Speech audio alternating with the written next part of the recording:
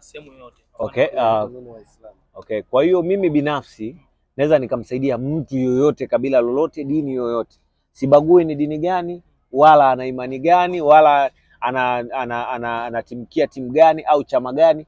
Mtu yoyote nina uwezo wa kumsaidia pale tu ambapo nitaguswa na shida yake. Na kadri ninavyosaidia watu ndivyo Mwenyezi Mungu anazidi kunibariki na kuniongezea fedha. Haijalishi wale nao wasaidia wananipenda au hawanipendi, wananichukia au wananipenda, haijalishi. Mimi ninakusaidia, naendelea na maisha yangu, na huwa sisubirigi uje unishukuru au unipe shukrani, kwa sababu naamini kwa kukusaidia wewe kuna nafsi za watu ambao walitangulia, ambao ndio walikuwa majukumu yao kukusaidia. Umenielewa? Wale wananibariki na kuniombea kila siku na wananilinda, wanakuwa nyuma yangu. Kwa hiyo nafanya hivyo sio kwa sababu ya kuwapa wao, mimi ndo nabarikiwa kwa kutoa. Kwa hiyo mimi nawaomba niwasaidie ili niendelee pia kubarikiwa. Umenielewa sijui? Lakini pia ningependa kutoa ushauri au kuwaomba ndugu zangu wa Kristo. Mimi ni Mkristo mwenzao kwa sababu baba yangu ni KKT bado. Na kwenye swala la imani yangu mimi inaungana na dini zote. Mimi naweza nikaingia kanisani, nikaingia msikitini, nikaenda kwa mganga wa kienyeji, nikaingia popote.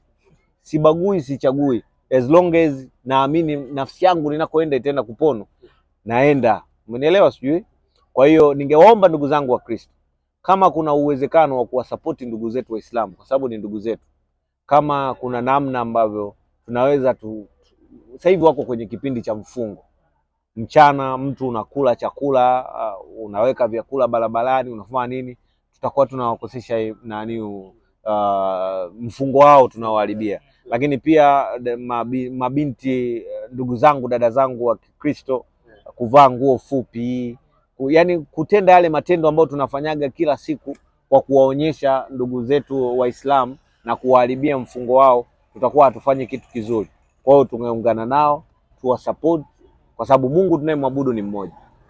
Mungu tunayemwabudu ni mmoja. Wakristo, Waislamu, wote tunamwabudu Mungu mmoja aliye hai ambaye yuko juu. Kwa hiyo tuungane kwa pamoja kusaidiana. Chief Godlove, kwanza hongera sana ndio ambavyo unapoparticipate kwenye jamii. Lakini kwa mwaka jana tukio ambalo lilikuwa tukio kubwa, na nadhani inaweza likawa tukio la kihistoria, ni tukio la kugawa mchele kuanzia saa 3 asubuhi mpaka jioni. Na wengi walijaa pale, tunaona watu mbalimbali waliweza kujitokeza pale. Lakini pia na matukio mengine makubwa sana ambayo unafanya na ya kusisimua. Lakini pia licha ya hiyo pia magari ambao unatembelea msururu mrefu wa magari, kuna the way ambavyo umeweza kuregister, yani kila plate number ina jina lako. Godlove 1, Godlove 2 na vitu kama hivyo. Hivi Chief Godlove, mimi nataka leo uniambie kwamba pesa wewe unapata wapi? Yaani nini chanzo chako cha fedha? Kwa sababu wengi wanakuwa wakijiuliza maswali mengi sana, hata kwenye comment kwamba sawa ndugu yangu umefanya moja vitu, lakini pesa unapata wapi? Tuambie Chief Godlove. Okay, kabla sija kujibu, nitajibu ili swali la pesa napata wapi. Lakini ukiona mtu anakuuliza pesa yako unatoa wapi au unafanya nini kupata fedha, sio kwa sababu anataka apate na yeye fedha. Mtu akikuuliza unapata wapi fedha au unatoa wapi fedha au unapata wapi chakula, unapata wapi riziki, fedha ulizonazo unatoa wapi, wengi wanauliza hilo swali sio kwa ajili ya kukusaidia au kwa ajili ya wao kusaidika kwamba wakatafute fedha. Wengi wao naweza nikasema wanataka kujua nini chanzo cha mapato yako, nini chanzo cha pesa yako unakotoka, ili waende wakazibe. Kwa hiyo ukiwa hakuna ulazima wa wewe kutangaza kitu kinachokupa furaha, hata mpenzi ukiwa naye, kama kuna mpenzi ambaye ndiye anakuhudumia, usimtambulishe kwa marafiki zako. Na kama kuna mtu ambaye ndiye anakusaidia kwenye maisha yako, kama kuna namna unaweza ukamficha, mfiche. Na kama kuna namna ambavyo unapata fedha zako hauhitaji matangazo, ni bora usitangaze, kwa sababu kuna watu ambao wapo maalum kwa ajili ya kuziba, kwa ajili ya kuharibu, kwa ajili ya kukupoteza. Kwa hiyo kuwa makini na watu ambao wanataka kujua unafanya nini. Mtu ambaye anakuuliza unafanya biashara gani au unafanya nini, muulize unataka kuniajiri au unataka nini. Mtu akikuuliza fedha yako unapata wapi, wengine wanakuwa ni wachawi, wengine wana vijicho, wengine hawataki kukuona hapo ulipo, na wanataka wajue umepata wapi ili waende wakakuharibie. Kwa hiyo binafsi nitaenda kuzungumza direct hela napata wapi.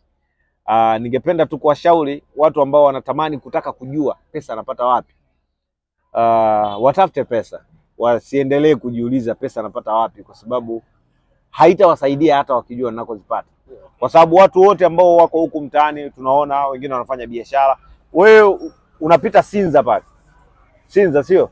Unakuta mtu amepanga frame ya 1,500,000, lakini ndani ya frame amejaza chupi tu, tena chupi hazifiki hata 100. Lakini na socks unakuta amepaki gari nje la mwaka wa mbele kabisa, na ana nyumba gorofa kali kubwa. Unataka kuniambia kwamba zile chupi ndo zimefanya hayo mambo yote? Lakini hapo pia anakula vizuri AC mwanzo mwisho. Yaani kuna watu sio wengi, wako wengi na naweza kusema Mwananyamala, Sinza, Mbezi, wapi, unakuta mtu anakaduka anauza socks. Socks hazifiki 50. Duka kubwa au kaduka kadogo tu. Nje amepaki BMW, amepaki Benz, kapaki Maybach. Wale mnaouliza hela wanatoa wapi? Kwa hiyo kuna siri nyingi za mtu kupata fedha. Kila mtu ana siri yake. Na uzuri wake ni kwamba Tanzania kila mtu ana uhuru wa kuishi na kufanya ambacho yeye anakifanya, as long as avunji sheria za nchi. Lakini siri ya mafanikio Chief Godlove anayo, siri ya kupata hela na kupata utajiri. Siri ya mimi kupata hela na kupata utajiri. Yani mtu akinifuata. Ndio kazi yangu bro. Mimi kumfanya mtu afanikiwe, mtu apone, mtu awe vizuri ndio kazi yangu. Umeelewa? Kwa hiyo mtu akiuliza anapata wapi utajiri? Mimi nikikufanya wewe uwe tajiri leo, kesho nikikupigia simu nitumie milioni 100, utaanza kujiuliza mara mbili. Si unatuma?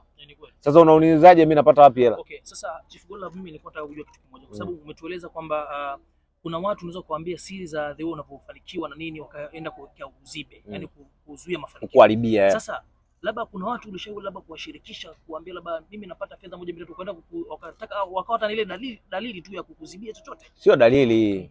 Sio dalili. Nakupa exclusive. Hawa niliwahi kuambia. Kuna mwanamke mimi alinitoa kijijini. Umenielewa? Kanileta mjini. Yeye ndio alikuwa siri ya mafanikio yangu kwa kipindi hicho, kwa sababu ndio alikuwa ananilea na ananihudumia kwa kila kitu. Rafiki yangu alipokuja kugundua kwamba maisha expensive niliokuwa naishi ni kwa sababu kuna mwanamke nilikuwa naye nyuma yangu, akaenda kutembea na yule mwanamke. Na kibaya zaidi tulienda kwa mganga wa kienyeji kumloga yule binti ili akikaa mapigo yake ya moyo yawe nenda mbio akisikia jino langu. Yule mshikaji akamchukua yule mwanamke akampeleka kwa yule mganga wa kienyeji kwenda kumwambia kwamba Godi tulikuloga naye hapa.